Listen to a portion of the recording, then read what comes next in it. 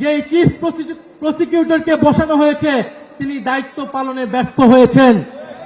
অবিলম্বে তাকে পদত্যাগ করতে হবে এবং নতুন যোগ্য দায়িত্ববান ব্যক্তিকে বসাতে হবে যিনি আন্তর্জাতিক ট্রাইব্যুনালের মাধ্যমে বিচার নিষ্পন্ন করবেন এবং দল হিসেবে আওয়ামী লীগকে নিষিদ্ধ করার সকল ব্যবস্থা নিশ্চিত করবে।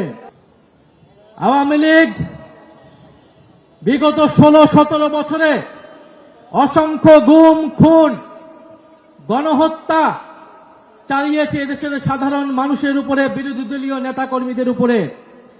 তার ফলশ্রুতিতে গণ অভ্যুত্থানের মুখে পরে শেখ হাসিনাকে পালিয়ে যেতে হয়েছিল দিল্লিতে।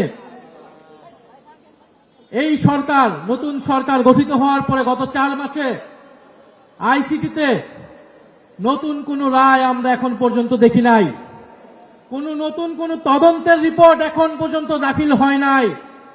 এটা স্পষ্টত যে চিফ প্রসিকিউটরকে বসানো হয়েছে তিনি দায়িত্ব পালনে ব্যর্থ হয়েছেন। অবিলম্বে তাকে পদত্যাগ করতে হবে এবং নতুন যোগ্য দায়িত্ববান ব্যক্তিকে বসাতে হবে যিনি আন্তর্জাতিক ট্রাইব্যুনালের মাধ্যমে বিচার নিষ্পন্ন করবেন এবং দল হিসেবে আওয়ামী লীগকে নিষিদ্ধ করার সকল ব্যবস্থা নিশ্চিত করবে। আমরা স্পষ্টভাবে বলতে চাই, গণহত্যার মাধ্যমে আওয়ামী লীগ বিচারের কাঠগড়ায় দাঁড়িয়েছে, আর সংস্কার বাস্তবায়ন না করার ফলে বিএনপি জনগণের কাঠগড়ায় দাঁড় হয়েছে। এই দুই শক্তির বিরুদ্ধে আমাদেরকে এখন সমানভাবে লড়াই চালিয়ে যেতে হবে।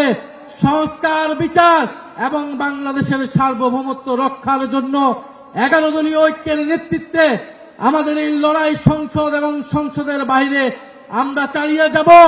আপনারা সেটার জন্য কি প্রস্তুত রয়েছেন? শরীফ ওসমান হাদী হত্যার বিচারকে আমরা নিশ্চিত করব ইনশাআল্লাহ। সেই সকল হত্যাকাণ্ডের বিচার আমরা নিশ্চিত করব। এবং আরেকটি কথা বলে দিতে চাই, আওয়ামী লীগ একটি ফ্যাসিস্ট, গণহত্যাকারী এবং সন্ত্রাসবাদী সংগঠন। আওয়ামী লীগ দেশের স্বাধীনতা, সার্বভৌমত্ব বিরোধী সংগঠন, যার আশ্রয় হয়েছে দিল্লিতে, কারণ আওয়ামী লীগের শেকড় রয়েছে দিল্লিতে। আওয়ামী লীগ একটি ভারতীয় পার্টিতে পরিণত হয়েছে, আগাগোড়ায় এটি একটি ভারতীয় পার্টি ছিল।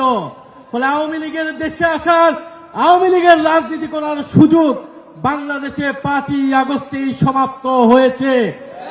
যারা সমঝোতা করছে, যারা নতুন করে স্বপ্ন দেখছে আওয়ামী লীগকে রাজনীতিতে পুনর্বাসিত করার, তাদের পরিণতি আওয়ামী লীগের মতোই হবে। আমরা স্পষ্টভাবে বলতে চাই, আইনমন্ত্রী বিচার করা না করার কারণে তিনি স্পষ্ট ব্যর্থ হয়েছেন। স্বরাষ্ট্রমন্ত্রী নিরাপত্তা দিতে না পারায় তিনি ব্যর্থ হয়েছেন। তথ্যমন্ত্রী তিনি স্পষ্টভাবে ব্যর্থ হয়েছেন। আওয়ামী লীগের সুশীল সমাজকে তিনি মিডিয়া স্পেস দিচ্ছেন।